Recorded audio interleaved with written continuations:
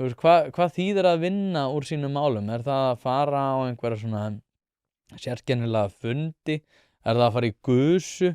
Er það að fara í sund á hverjum degi? Er það að hugsa sér rosalega mikið Þetta er ákveðin svona kaþólsk tilfinning sko, fyrir utan það að náttúrulega þá gastu farið inn í klefa og beðið syndaaflausn eða eins og þegar að 16. kapellan var náttúrulega byggð að þeir myndu greiða fyrir sína syndaaflausn. En í þessu þá er það einhverjir svona ákveðnir hópar sem að hafa í rauninni svona vald Sesar, svona þumalvald það hvort að viðkomandi hafi raunverulega tekið ábyrgð og sé raunverulega búinn að vinna úr sínum málum. Og það er aldrei farið neitt nánar út í það hvað það nákvæmlega þýðir að vinna út úr sínum málum. Og ég held sko að það sé sko innbyrðis hræðsla meðal þessara kreðsu sem að veldur því að þessu er aldrei svarað. Og þetta er svolítið miður út af því að eins og ég fjallaði hérna áður, ég reyni að forðast það eins mikið og ég get að setja út á stígamót eða aðra sem eru í þessum málum einfallega út af því að ég á vinkonur sem að hefur verið brotið á, sem að hafa þurft að leita slíkrar aðstoðar og eru gríðarlega ánægðar með þá þjónustu sem að þær hafa þegið. Hins vegar að þá er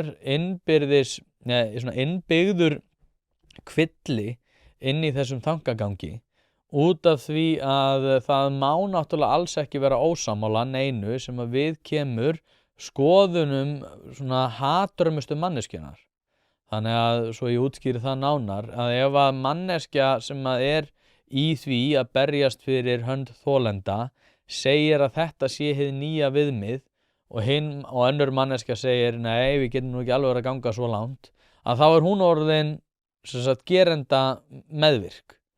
Og eins og í þessu dæmi þá náttúrulega svarar hún því ekki hvenær sá sem að brýtur af sér, sem í þessu tilfelli Guðbrandur Einarsson fyrir það að hafa hugsað vændi, hún getur ekki svaraði nákvæmlega hvað hann þurfa að gera til þess að taka raunverulega ábyrgð, því að hennar hugmynd það hvað sé að taka raunverulega ábyrgð gæti fallið neðar í þennan hugmyndafræði píramída heldur en hugmynd hatrömmustu manneskjunnar sem er mestan aðgang að því að ganga fram í því hvernig það að taka ábyrgð á að líta út.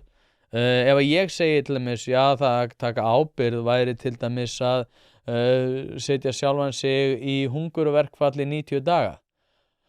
Þá getur einhver mætt og sagt, nei, það er allavega 120 dagar og þá kemur næsta, hvaða gerenda meðvirkni er þetta? Þetta eru 40 svipuhögg og 120 dagar í hungurverkfalli. Þannig að, ég veit ekkert hversu lengi fólk getur verið í hungurverkfalli, en þið skiljið punktið minn.